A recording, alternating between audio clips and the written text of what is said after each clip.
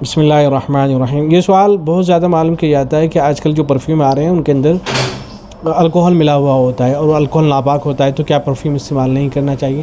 تو جواب میں عرض ہے، دیکھیں جو آج کل پرفیوم آ رہے ہیں تو بہتر اور صحیح طریقہ تو یہی ہے کہ ایسے پرفیوم استعمال کرنے چاہیے جو الکوہل فری ہو، جن کے اندر الکوہل نہ ملایا گیا ہو۔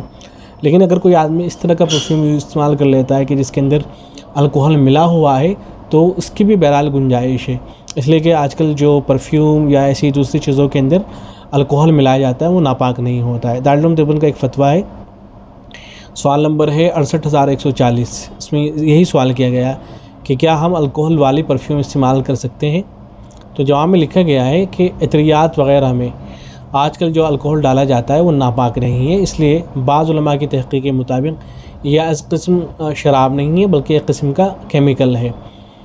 اور بعض علماء نے فرمایا کہ مذکورہ بالا نوعیت کا الکوہل انگور یا کھجور سے تیار نہیں کیا جاتا ہے بلکہ آلو، اناج، گنے کا رس وغیرہ سے تیار کیا جاتا ہے، اور ان چیزوں سے تیار کردہ الکوہل امام حنیفہ رحمہ اللہ کے نزدیک، امام حنیفہ رحمہ اللہ کے اصول کے مطابق ناپاک نہیں ہے، اور عموم بلوا کی وجہ سے متاخرین نے اسی پر فتویٰ دیا ہے، اس لیے الکوہل پر مشتمل پرفیوم استعمال کرنے کی گنجائش ہے۔ یہ دارالعلوم دیوبند کا فتویٰ ہے، آپ دارالعلوم دیوبند کی ویب سائٹ پر اس فتوے کو دیکھ بھی سکتے ہیں۔